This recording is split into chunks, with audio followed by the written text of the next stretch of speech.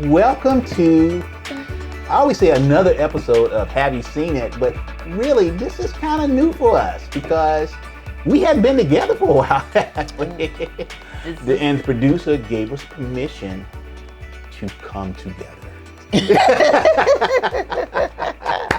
We are all, our shots are up to date.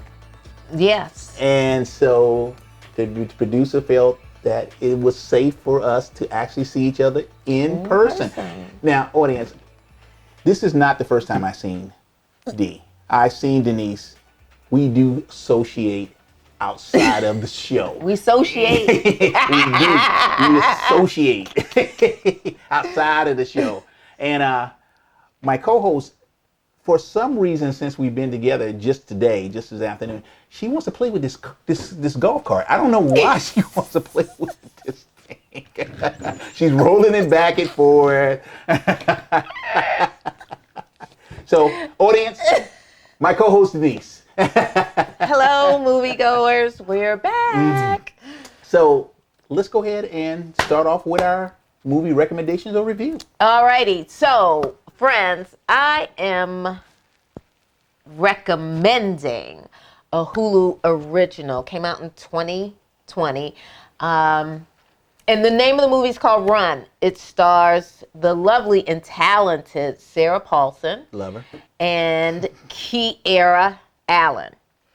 This story is about a woman, played by Sarah Paulson, who had a baby. The baby was born premature, born with a multitude of disabilities.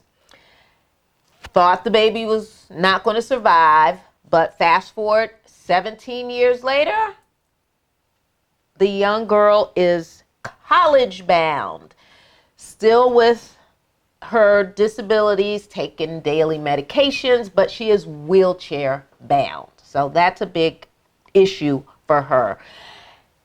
Well, Sarah Paulson's character is a helicopter mom, very overprotective and kind of creepy. So much so that the daughter realizes that something isn't quite right. She comes across a medication that the daughter usually takes, but when she looks at the prescription bottle, it has her mother's name on it. Oh. So she's like, wait a minute, something ain't right. So of course, she's a really smart girl. So she's doing her own investigating and trying to figure out what's going on. And a lot of the things that she uncovers, she does so in her wheelchair. Hence the name of the movie, Run, because she's doing a lot of wheelchair moving to uncover, some of these things that are abnormal to her. So you fast forward, daughter comes across some paperwork that is like, blows her mind totally. She confronts her mother, and then all heck breaks loose, and the girl literally in her wheelchair runs away in her wheelchair. So there's this whole cat and mouse chase thing kind of going on. Fast forward, because I don't want to tell you what that paperwork entailed. Fast forward, daughter and mom have a come to Jesus meeting, and mama gets some karma.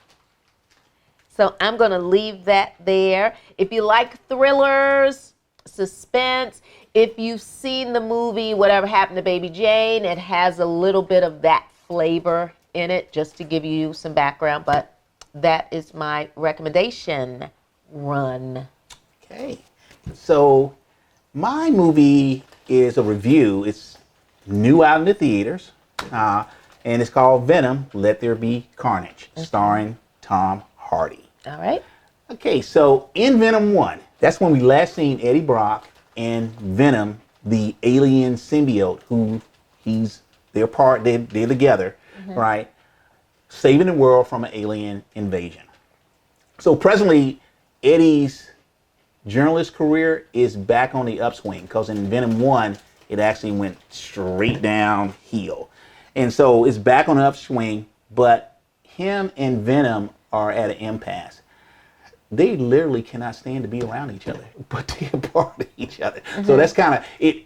So it's a lot of funny moments there, them arguing back and forth with each other, right? It's crazy. So Eddie gets an assignment to go and do an interview with famous serial killer Cletus Cassidy, who's played by Woody Harrelson.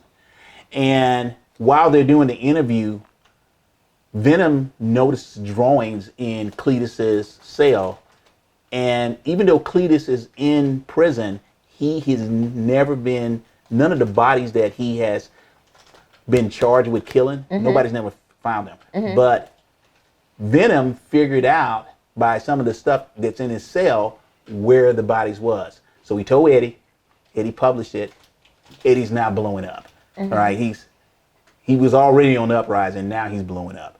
And so, again, this causes another issue with them, because Eddie doesn't want to give Venom any kind of credit for the success of his career, right? So they actually separate. All right, so Venom goes and finds another host, right? A couple of different hosts, and Eddie's all happy.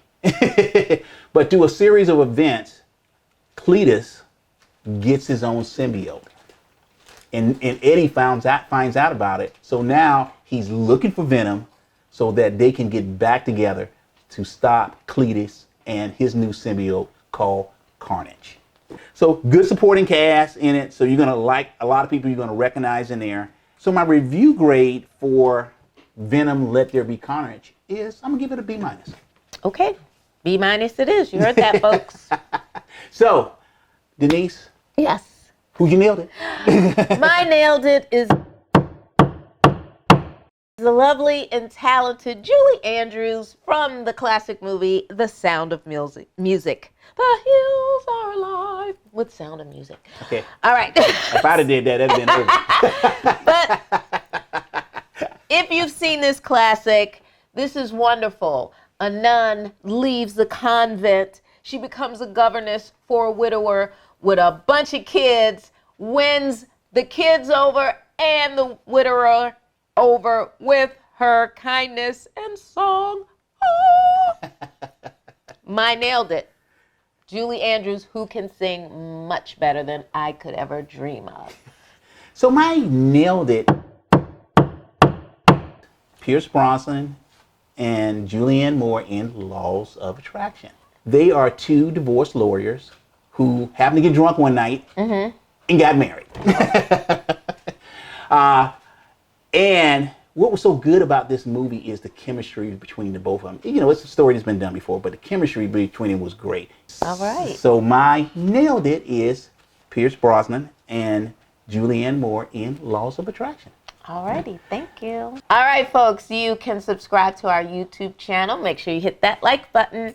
And we are available on every podcast platform in the universe. Just type in, have you seen it with Charles and Denise? And there we will be.